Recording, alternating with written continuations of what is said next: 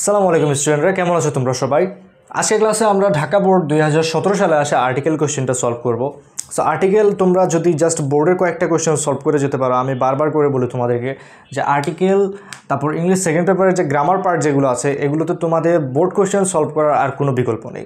মানে তোমরা যতই গ্রামার মুখস্থ করো, বাট যদি তোমাদের প্র্যাকটিস ঠিকমতো করা না থাকে, তোমরা পরীক্ষার হলে যে তোমাদের রিকল করতে প্রবলেম হবে।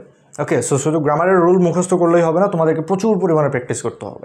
সো ঢাকা বোর্ড 2017 সাল আর্টিকেল কোশ্চেন এখানে বলেছে কি, patriotism is dash noble virtue.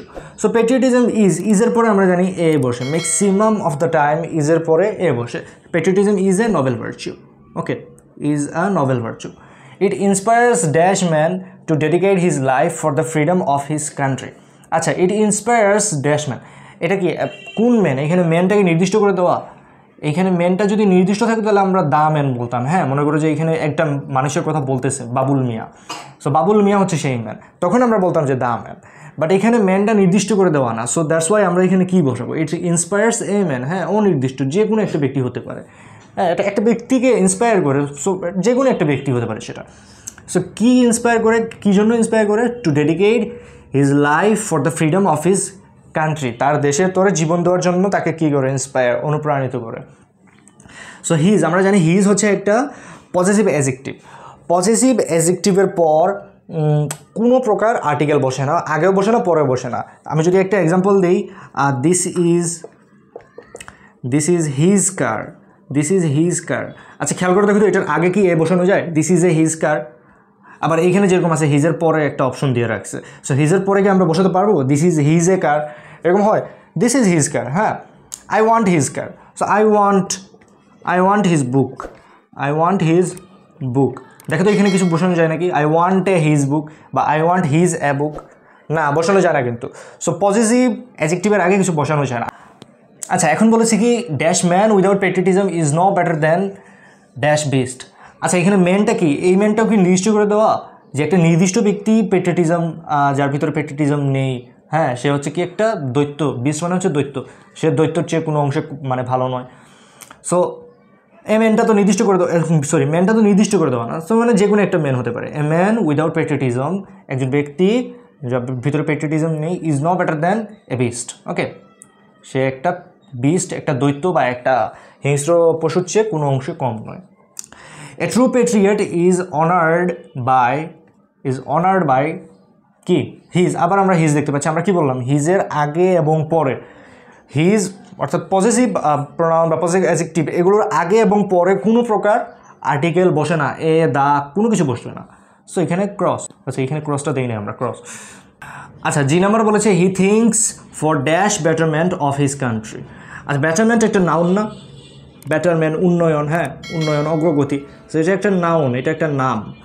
Betterment plus of আছে, আমরা খেয়াল করি কি, নাউন প্লাস অফ।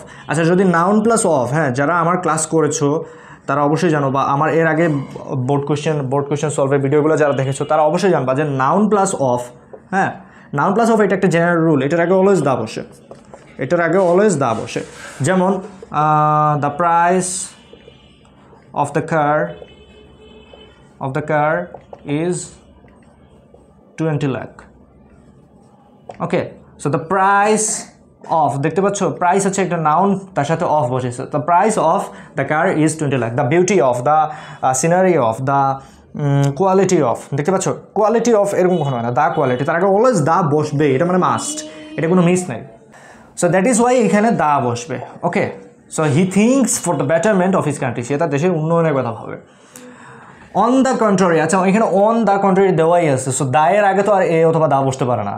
হ্যাঁ, আমরা তো কোনো সময় দেখি না this is a the Apple, হ্যাঁ, এ দ্য অ্যাপেল, এরকম কোনো সময় দেখছি? আর্টিকেলের সাথে আবার আর্টিকেল বসে কোনো সময় কি দা এ এইভাবে দেখছো? বা এ দা এইভাবে কোনো সময় হয় না, অসম্ভব। সো এখানে তো automatic cross. On the contrary dash unpatriotic man thinks only for his own interest. So an unpatriotic man, হ্যাঁ, একজন আনপেট্রিয়টিক ম্যান, নির্দিষ্ট করে তো দেওয়া নাই, একজন যে কোনো একজন আনপেট্রিয়টিক ম্যান কী করে? Things only of his own interest, শুধুমাত্র নিজের ইন্টারেস্টের কথাই চিন্তা করে। Those who die for dash country are true patriots. So যারা কিনা নিজের দেশের জন্য মারা যায় তারা কি পেট্রিয়ট? নিজের জন্য তো, এটা তো আমরা জানি। কেউ যদি নিজের দেশের জন্য মারা যায় তখনই তো সে পেট্রিয়ট হবে। এখন আমি যদি আমেরিকার জন্য যদি লড়াই করতে করতে যদি মারা যাই, সো আমি তো আর পেট্রিয়ট হব না। আমি যেহেতু বাংলাদেশি, আমাকে তো বাংলাদেশের জন্য লড়াই করতে হবে। তখন যদি আমি মারা যাই তখন আমি পেট্রিয়ট হব। হ্যাঁ, so those who die for নিজের country, so those who die for their country, বা আমরা বুঝতে পারতেছি এখানে দা কান্ট্রি নির্দিষ্ট হবে, এটা একটা নির্দিষ্ট মানে নিজের দেশের জন্য মারা গেলে তখনই কী হবে, তাকে ট্রু পেট্রিয়ট বলা হয়। সো এই ছিল ঢাকা বোর্ড 2017 আর্টিকেল কোয়েশ্চেন। তোমাদের যদি কোনো প্রকার প্রবলেম থেকে থাকে তোমরা কমেন্টে জানাবে, এবং ভিডিওটি তোমাদের কেমন লাগলো তোমরা সেটাও জানাবে। আর তোমরা যদি এরকম ক্লাস যদি আরও পেতে চাও চ্যানেলটি সাবস্ক্রাইব করবে, এবং অবশ্যই চ্যানেলটি তোমরা চেক আউট করতে পারো। ধন্যবাদ।